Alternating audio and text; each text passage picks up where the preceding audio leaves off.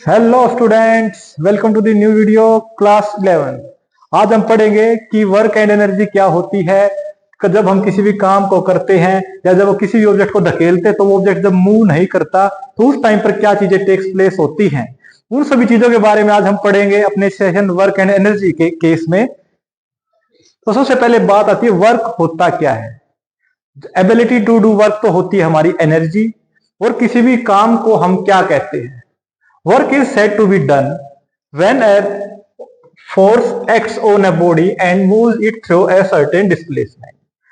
अगर हम किसी भी ऑब्जेक्ट के ऊपर फोर्स अप्लाई कर रहे हैं और उसके अंदर डिस्प्लेसमेंट होने लग रही है, मीन्स टू से if on applying the force on any object, if it changes its position from one point to the another point, then it is said to be work।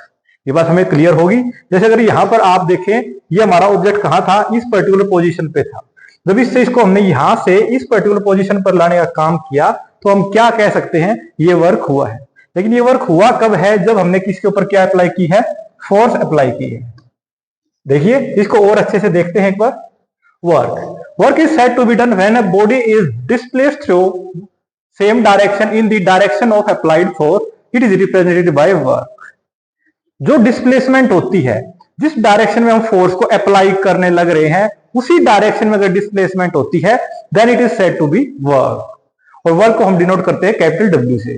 Means to say ये जो baby girl है यहाँ पर अपने toys को displace करने की कोशिश कर रही है, तो इसका मतलब अगर ये डिस्प्लेस हो रहा है, मीन्स टू से इसकी पोजीशन यहां से इस तरफ चेंज होने लग रही है, तो वो क्या है, वर्क है। यहां आप देख सकते हैं जो बुलडोजर है ये क्या कर अपलिफ्ट कर रही है, किसको, बंच ऑफ वुड्स को। ये भी क्या है, वर्क है, क्योंकि स्टार्टिंग में जो ये इसकी जो पोजीशन थी वो कहां थी, यहां, और अब इसको अपलिफ्ट कर लिया गया। लेकिन डिफरेंस क्या हुआ है, उस टाइम पर फोर्स हम इस डायरेक्शन में अप्लाई कर रहे थे तो उस केस में डिस्प्लेसमेंट भी इसी डायरेक्शन में था। लेकिन इस केस में जो फोर्स अप्लाई हो रही है वो हो रही है इस डायरेक्शन में, तो डिस्प्लेसमेंट भी किस डायरेक्शन में, इसी डायरेक्शन में है। ये बात हमें क्लियर होगी कि वर्क क्या होता है। अगर हम बात करें, ये तो हमने समझ लिया, जब हम कोई भी फोर्स अप्लाई करते हैं और उसके अंदर डिस्प्लेसमेंट होती है वो वर्क होती है। तो जो अगर बात करें, हमने कोई क्या कंसीडर कर लिया, एक फोर्स कंसीडर कर लिया एफ, जो एक्ट कर रही है किसी मास एम वाले ऑब्जेक्ट के ऊपर, और वो डिस्प्लेस कर रही है किस डायरेक्शन में, एक्स डायरेक्शन में। अगर हम यहां पर क्या मान लें, मास तो हमने मान लिया एम, और जो डिस्प्लेसमेंट है, डिस्प्लेसमेंट हमने कंसीडर कर ली एस। तो जनरली हम देखें तो जो work done by the force is defined as the product of the components of the force in the direction of the displacement and magnitude of the displacement. Means to say force हम कौन सा, अगर हम बात करें work done की, तो formula तो हमारा क्या होगा, फोर्स इंटू में डिस्प्लेसमेंट। लेकिन फोर्स भी हम कौन सी कंसीडर करेंगे, फोर्स हम वही कंसीडर करेंगे जिस डायरेक्शन में डिस्प्लेसमेंट होने लग रही है। तो अगर हम यहां देखते हैं, इसको अगर हम कंपेयर करते हैं इस चीज के साथ, फोर्स अप्लाई हो रही है किस डायरेक्शन में, इस डायरेक्शन में। लेकिन डिस्प्लेसमेंट किस डायरेक्शन में हो रही है, डिस्प्लेसमेंट हो रही है इस डायरेक्शन में। तो अब ये क्वेश्चन आ जाता है कि अब हम क्या कंसीडर करें, क्योंकि फोर्स की डायरेक्शन उस तरफ, डिस्प्लेसमेंट इस तरफ। तो उस केस में हम क्या करते हैं, रिजोल्व करते हैं उन वेक्टर्स को। तो जब हम फोर्स को रिजोल्व करेंगे तो एक्स एक्सिस के लोग क्या आ जाएगा, एफ कोस थीटा आ जाएगा, और वाई एक्सिस के लोग क्या आ जाएगा, एफ साइन थीटा। तो हमारे पास दो कंपोनेंट आ गए फोर्स की। तो अब जो डिस्प्लेसमेंट वो किसके अलोंग हो रही है, एक्स एक्सिस के अलोंग हो रही है। तो जो फोर्स भी हम कौन सी कंसीडर करेंगे, एक्स एक्सिस के अलोंग वाली ही करेंगे। तो उस टाइम पर हमारे पास जो फोर्स है वो क्या जाएगी, एफ कोस थीटा और इनटू में डिस्प्लेसमेंट। ये बात क्लियर होगी, बिल्कुल, ये तो बहुत इजी कंसेप्ट है। उसके बाद देख लीजिए, अगर डिस्प्लेसमेंट किसकी डायरेक्शन में है, जिस डायरेक्शन में हम फोर्स अप्लाई करें उसी डायरेक्शन में है, तो उस टाइम पर उनके बीच में थीटा क्या होगा, जीरो। और हमें पता है कोस जीरो डिग्री किसके इक्वल होता है, 1 के इक्वल। तो जब यहां पर हम कोस जीरो की वैल्यू प्लेस करेंगे तो हमारे पास वर्क डन क्या आ जाएगा, फोर्स इंटू में डिस्प्लेसमेंट। ये बात क्लियर होगी। ये तो हमने बात कर ली सिंपल केसेस के बारे में। लेकिन अगर हम इनको डिफरेंट एक्सिस के लोग जब बात करें in the form of rectangular component, तो देखो फोर्स है, फोर्स एक्स एक्सिस के लोग भी होगा, वाई के लोग भी होगा, और जेड एक्सिस के लोग भी होगा। तो हम इसको एफ एक्स आई कैप लिख सकते हैं, प्लस एफ वाई जे कैप लिख सकते हैं, प्लस एफ जेड के कैप लिख सकते हैं। ये बात क्लियर है। सिमिलरली जो डिस्प्लेसमेंट है उसको हम एक्स आई कैप प्लस वाई जे कैप प्लस जेड के कैप लिख सकते हैं। यही बात हमने यहां पर लिखी है। जब इनको वर्क के फॉर्मूले जब हम पुट करेंगे तो हमारे पास आंसर क्या आएगा, एक्स और एक्स के कंपोनेंट्स आपस में मल्टीप्लाई हो जाएंगे, वाई और वाई के कंपोनेंट और जेड के कंपोनेंट। तो देखो एफ एक्स और एक्स आई होंगे तो क्या जाएगा, एक्स इंटू में एफ एक्स प्लस का क्या जाएगा, वाई इंटू में F Y plus Z into में एफ जेड।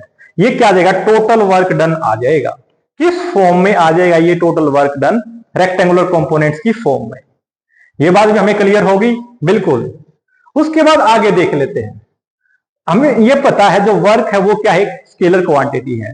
तो एक स्केलर क्वांटिटी तो उसकी वैल्यू पॉजिटिव भी हो सकती है, नेगेटिव भी हो सकती है और जीरो भी हो सकती है। तो देखो अब हम एक बात ये याद रखेंगे, जो वर्क डन का फॉर्मूला था वो क्या था, एफ कोस थीटा और इनटू में क्या था, डिस्प्लेसमेंट। तो अगर बात करें सबसे पहले हम ये देख लेते हैं तो डायमेंशन फॉर्मूला क्या होता है। हमें पता है फोर्स की एसआई यूनिट क्या होती है, सॉरी फोर्स का अगर फॉर्मूला बात करें तो क्या होता है, मास इंटू एक्सेलरेशन। और इसकी बात करें तो m1 और एक्सेलरेशन क्या होता है, मीटर पर सेकंड स्क्वायर। तो ये क्या हो जाएगा, m1 l1 t-2। तो क्या हम ये लिख नहीं सकते, सॉरी। और उसके बाद इनटू में क्या था, वर्क डन में हमारे पास क्या था, फोर्स इनटू में डिस्प्लेसमेंट। तो मैं यहां क्या लिख सकता हूं, m इंटू ए इंटू में s। तो मास क्या हो गया m1, एक्सेलरेशन को क्या लिख देंगे l1 t-2 और डिस्प्लेसमेंट फिर से क्या है l1। तो टोटल हमारे पास जो आएगा वो क्या ये नहीं आ जाएगा, m1 l2 t-2। तो जो डायमेंशन फॉर्मूला होता है किसके लिए, वर्क डन के लिए, वो क्या होता है m1 l2 t-2। और जो एसआई यूनिट होती है किसकी, वर्क डन की, वो क्या होती है, जूल। तो इसके अकॉर्डिंग क्वेश्चन भी आ सकता है कि कोई भी एक ऑब्जेक्ट है, कोई भी एक बॉक्स है, वो क्या करता है, डिस्प्लेस करता है, पुश किया जाता है जब कितना distance 5 metre across a floor affecting 20 newton of resistance. तो जो फोर्स है वो क्रिएट किया जा रहा है किसके द्वारा, अर्थ के सरफेस के द्वारा, कितना 20 न्यूटन। तो how much work is done, तो उसके लिए हम फॉर्मूला यूज कर देंगे क्या, एस कोस थीटा इनटू में एस। तो उसके अकॉर्डिंग हम ये वैल्यू प्लेस करके यहां पर वर्क निकाल सकते हैं, कितना आएगा 100 जूल्स आएगा।